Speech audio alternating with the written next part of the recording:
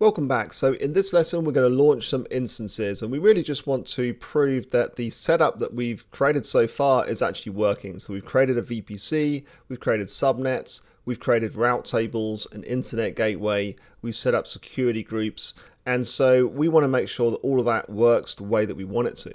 So let's go in and launch some EC2 instances. Back in the AWS Management Console, I'm going to go to Compute and EC2. We're going to choose Instances. And again, make sure you're in the right region, and we're going to launch an instance. Now, the instances we're going to launch will be in the free tier. We're going to choose the Amazon Linux 2 AMI. So let's select that one.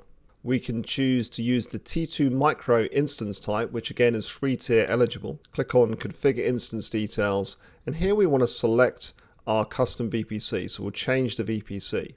We're just going to deploy one instance, and let's put this one into the public 1A subnet. So it's this one at the bottom here, public 1A.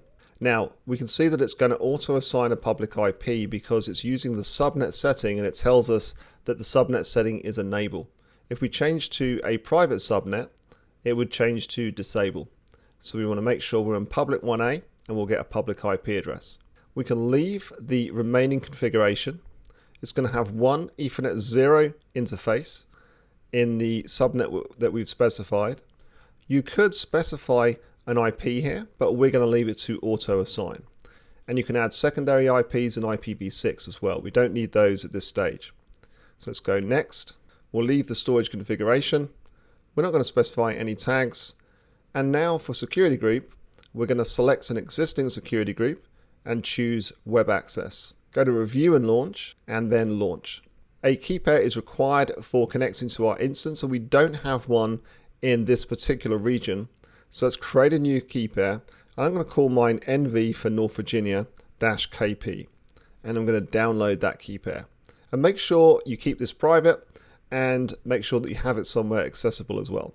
So let's launch this instance and view instances, and we now have this instance launching. So now we're going to launch another instance, which is going to go into our private subnet. So let's choose select for Amazon Linux 2 AMI. It will also be T2 micro. We're going to select the custom VPC, and this time we're going to choose private 1A. And you'll see that it's not going to get a public IP address, so we won't be able to connect to this directly from the internet. So we leave the remaining defaults. We're going to click through to security group, choose select an existing security group, and choose internal access. Review and launch, click on launch, and we acknowledge that we have access to our key pair, and it's going to be the same key pair we just created. So let's launch that instance. So we now have our two instances launching. Now, depending on what operating system you're running on, you have a couple of different ways to access this. So if you're running on Windows, then you might have to enable SSH because it's not there by default. And otherwise, if you're on a Mac or a Linux, then you have a native SSH utility that you can use. Now, another alternative for Windows is to use the PuTTY utility. You can search for that on Google. For that, you will need a different file other than this key pair. So what you actually have to do then is go to key pairs, create key pair, and choose to create a PPK file, or you can use the PuTTY Gen utility, which is part of the PuTTY suite, and you can actually convert the key pair that we just created. So what I'm going to do is I'm on a Mac, so I will use the native SSH utility to connect. And all I need is access to my key pair file that I just downloaded a few minutes ago. So with my public instance selected here, what I'm going to do is copy the public IPv4 address. So I copy that to my clipboard. I'm on the command line, and I'm in a directory where I have access to the key pair file that I just downloaded. So I'm going to run ssh-i, specify the name of the key pair, and then I need to type ec2-user @ and paste in the public IP address that I copied before. So if I hit enter now, I'll hopefully get access. Now I have to type yes here, and then it says it's permanently added the host to the list of known hosts, but then it says warning unprotected key pair file.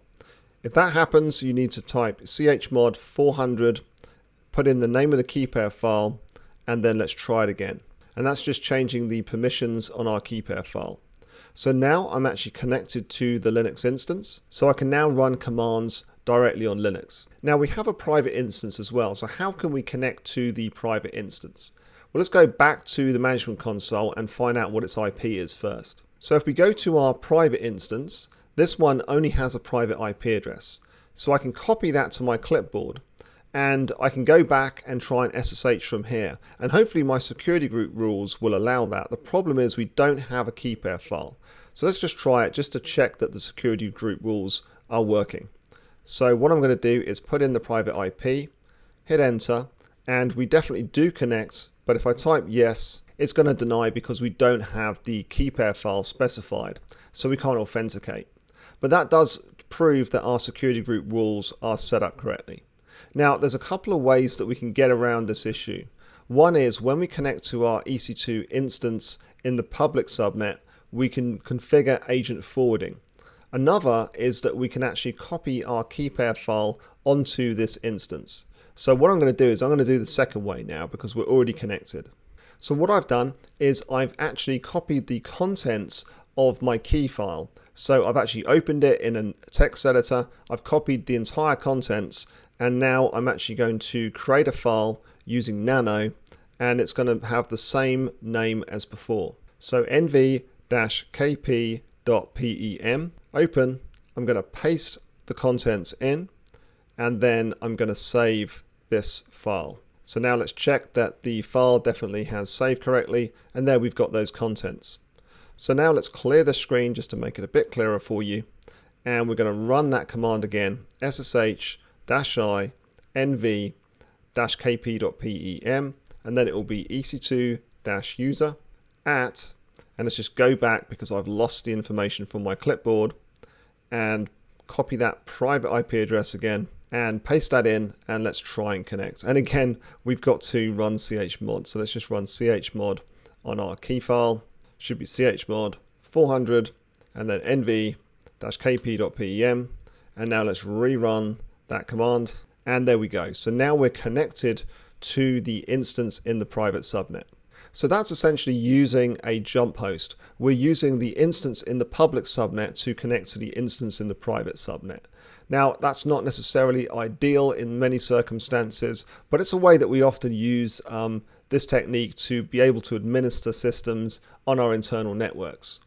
Now, at the moment, this internal system does not have access to the internet. So if we try to do ping google.com from the private instance, it doesn't have any path out to the internet. And that's where, if we do want to enable outbound internet access for our private instances, then we need to use a NAT gateway, which is something that we're going to talk about in the next lesson. And there'll also be a hands-on to set it up. Now, please leave these EC2 instances running because we will be using them in some more hands-on labs over the next few lessons.